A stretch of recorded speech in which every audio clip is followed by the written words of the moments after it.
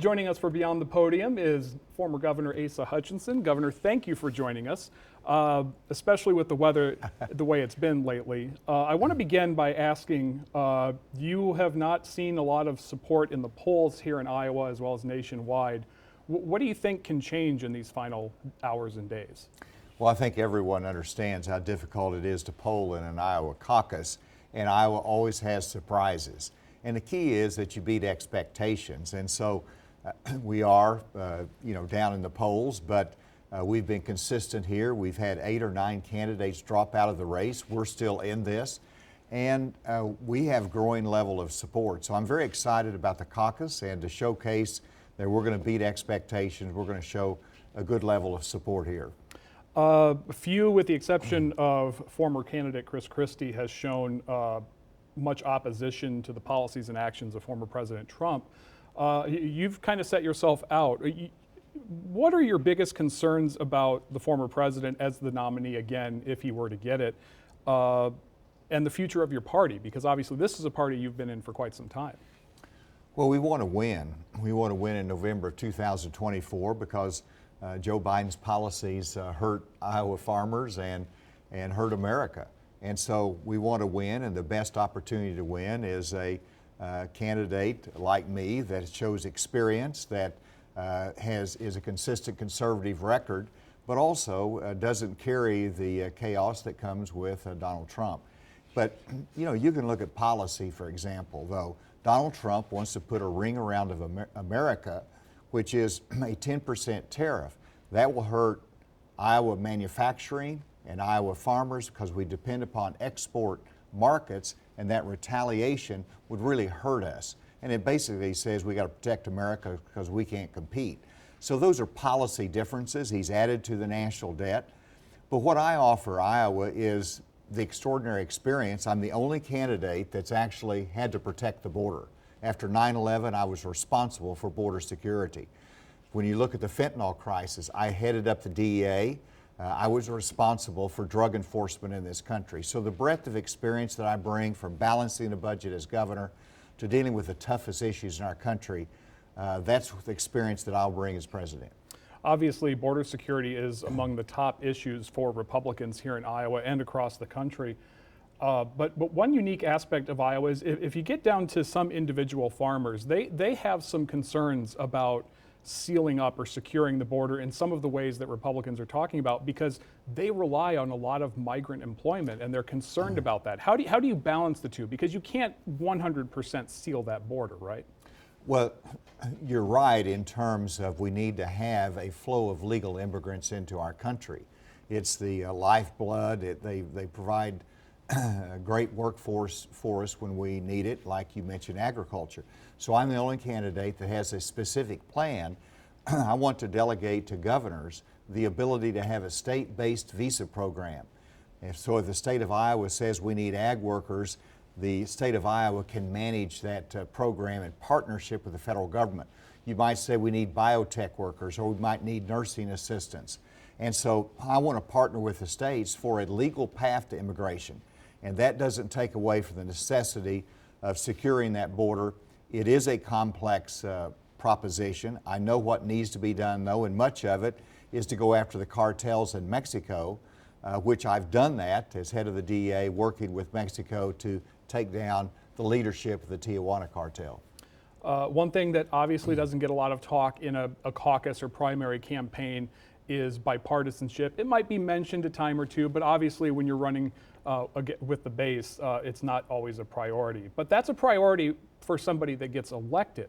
How do you work in a split government? Because we've obviously seen even Republicans getting rather upset in the House that they're not accomplishing anything, and the excuse is, well, we don't control the Senate or the White House. Well, it is a divided government right now, and that's the design of our forefathers, is to give us checks and balances, and we have to have 3 branches of government to get things done. What I do, though, and it's all a matter of leadership, I do reach across the aisle as a conservative and say, hey, come on board, my door is open to you, let's work together on things that we can agree upon. And we've done that historically with the Farm Bill, for example. And we need a president that understands the farm bill. I grew up on a farm. I have promoted Arkansas agriculture, American agriculture, as a governor of an ag state, and I know how important that is here in Iowa. We don't have a farm bill right now. And so I would set the example as president of getting things done, and I'd be pushing Congress to work together to get it done as well. On that bipartisan topic, one thing holding up the farm bill is the overarching spending measure that they need to pass. We've seen a little bit of overtures among Speaker Johnson of working with the president. The president has given a little bit on some spending cuts, but it doesn't seem like they're anywhere close to a deal. How do you balance this bloated federal budget we have, and then also trying to not only balance it, but perhaps take care of part of the national debt, because you have to have such an overwhelming majority in order to do something like that. And, you know, cuts, whether they're justified or not, do end up hurting people. Well, they can, and so you've got to be targeted in your cuts, and that's why across-the-board cuts is not a smart idea. There's some candidates that say we want to cut 75% of our workforce at the federal government. That would hurt the Border Patrol, our air traffic controllers, it'd hurt our military, and it would hurt our police.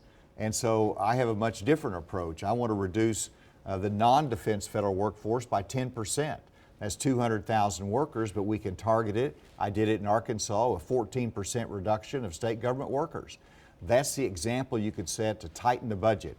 Congress needs to agree upon the cuts that need to take place. They need to pass it so we can get the farm bill passed and our farmers have confidence with what the plan is for the future. One thing that has taken me by surprise with this contest this time around is differing opinions within the party when it comes to foreign policy. We have people like the former president who said I could solve Russia, Ukraine like that. We have people and the Civil War, he said. And the Civil War. And also Mr. Ramaswamy, who says that we don't need to be involved in these conflicts and it's just Iraq and Afghanistan all over again. So where do you come down on these issues? Because clearly the president and Democrats appear to remain fully behind Ukraine and Israel, but there's also a lot of blowback on the spending on that, not just from Republicans, but the American people. Well, the American people want problems solved here in our country, whether it's border security or, to address the issues and the budget deficit that we have. So those are legitimate concerns. But, we can't withdraw from the world. And whenever you see right now our shipping lanes being attacked, you see our ships being attacked and our hostages, American citizens, being held as hostage. Yes, there's some candidates that either give simplistic solutions and say, I can solve it in a minute, or they want to back off. We shouldn't back off whenever terrorists are attacking our ships in the Middle East. We shouldn't back off. We should respond in kind. And obviously, we shouldn't give up on Ukraine. We should always look at how much are we spending, is it being properly managed, and we're not going to give anybody a blank check. But we don't withdraw from the world, and it's basically the isolationist wing of the party that's saying we have to all withdraw and come back here. We don't want to support NATO. We want to withdraw from supporting Ukraine, when Europe actually stepped up to the plate and is providing a greater percent of their economy in supporting Ukraine. So yes, we need to engage, but we want to move toward a balanced budget.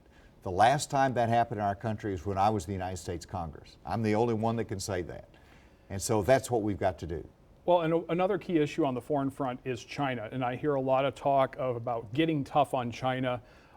What are we not getting tough on right now? And more importantly, in this day and age, you cannot separate yourself from China. We're so interdependent on one another. So how do you get tough on them without impacting the economy both globally and then here at home? Well, you're absolutely right.